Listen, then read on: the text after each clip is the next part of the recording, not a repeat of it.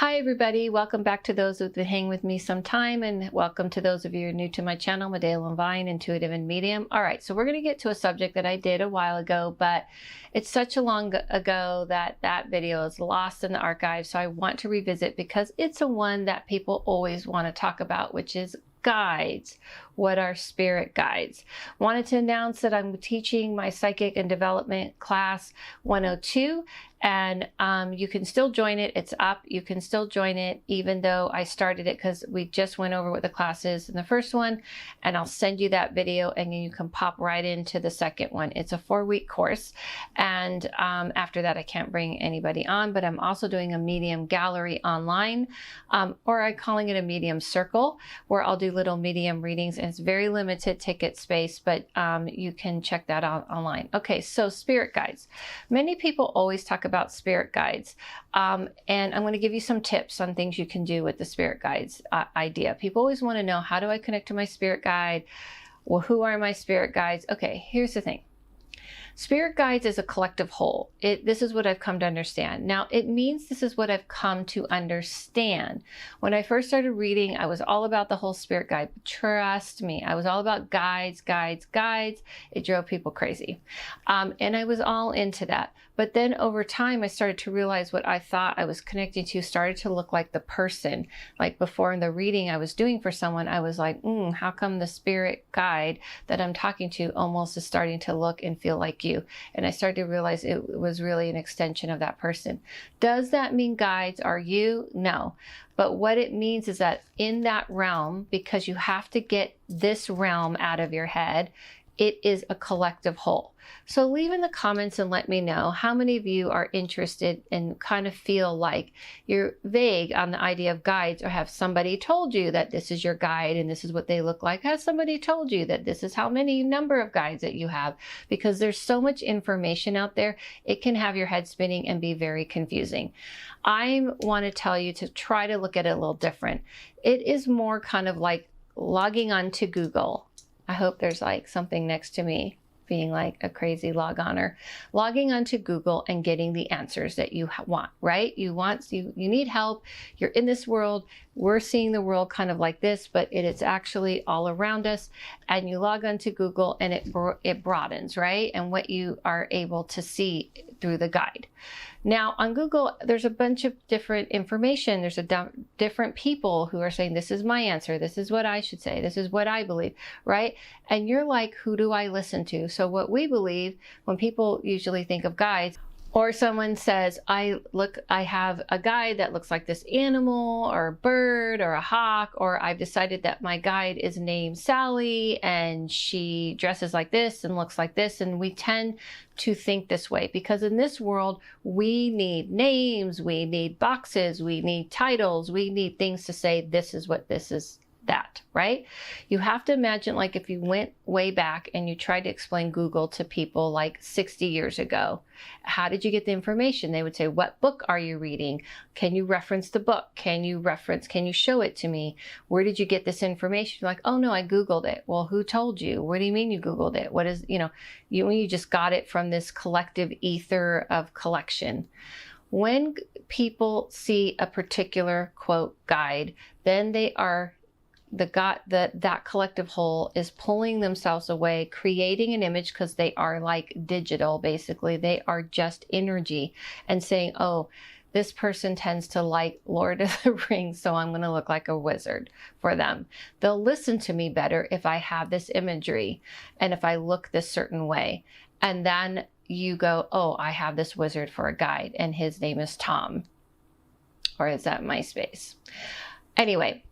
And that is what happens. It is not literally people walking around. And when we think this way, we kind of feel like we're the center of the universe and that everyone on the other side is only doing stuff for us and there's nothing else they need to do.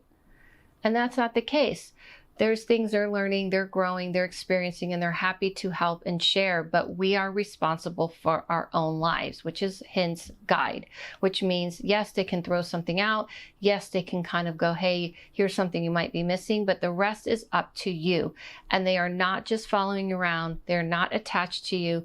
But that's what we tend to understand. Just like if you would go 60 years ago and show, oh no, I don't have to bring you a physical book because there's this thing called Google where I got the information, and it's a collective whole of information. I want to stress that because we tend to, like, when you're talking to guides, so if you really want to connect to that collective whole and you want to connect to guides, then you have to respect it. You can't treat those energies like genies in the bottle that are just here to pop up for you and give you information.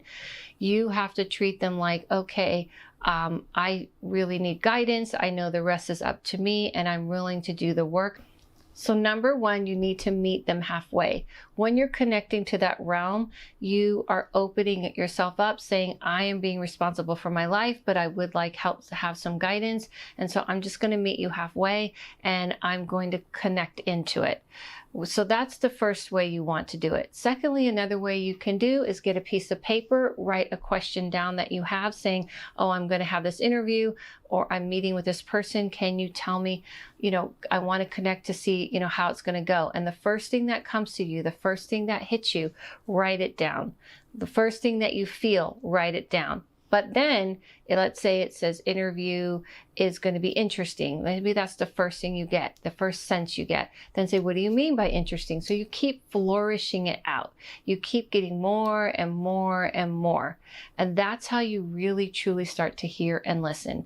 Second tip, take a day and say, I want to follow this guidance through the day. Not like follow like you're just only listening and obeying, but saying every time I get a sense and I tap into it, because the guide world is just like connected to your intuition. It's very similar. They're working together. So you can go through the day and say, hey, this is what I'm feeling, and can I get some help with that? And all they're doing is trying to help amplify your own intuition. And if you test it through the day and you get confirmation, because confirmation is key to trust this, and you say, oh, I listened to this guidance and this happened, and now I'm starting to trust it. But the last thing I want to leave you with that's very important is you got to stop looking at guides as your own personal, walking by your side. Now, I'm not saying that I don't get it, because I started off in believing this way. And it does feel comforting, and it may feel that way, and that may be what you're experiencing, but I can tell you it won't last. So if you feel like you've had this connection and suddenly it trailed off and you didn't feel that way anymore, that's because they're trying to get you to connect to the collective whole and trust your own self. Okay, so I hope that helped, because I really want people to kind of feel that world and see that world. It's not that complicated. People give you all kinds of things. Oh, you have 5 guides and this is their names, and you have 2 on the 1 dimension, 2 dimension, 3, 4, 5, whatever. And they make it so complicated because there's no way you can prove that, right? Like if someone's telling you all this stuff, you're like, I guess they know, they're the psychic or whatever telling me these things, and I guess they know, and so you can't counter it. So it's hard to know if this is true. And also it makes it very confusing. So it's so fun to say all these things and believe all these things. But when you kind of realize, you know what? I don't need to worry about who it is. Maybe it's more important to listen to the guidance. And that's the main thing, helping you. And what I'm saying is you can listen to it or not listen to it, because it's free will. But if you're really looking for a way to tune in, you also have to tune into your own intuition, because they work hand in hand. Hope that helped. Hope that gave you some guidance. I'm just kidding. I just wanted to let you know, if you've joined my Patreon, I started this new thing. I just posted a video on how to connect and communicate with animals on the other side, because I've put it on my website, because I've always done it, but now I have it on my website as an option for a reading for you. And I've usually just in the past did it in a reading. But also I am now doing these little tiny, quick, 2 or 3, like a sentence, I should say, reading on things that are going on in your life. That I'm doing that for my patrons once a month. So if you're on my Patreon, go check out your reading. And if you're not on my Patreon, why am I doing this? If you're not on my Patreon, then join. It's only like $5 and you can get that plus 35% off my readings. Not bad.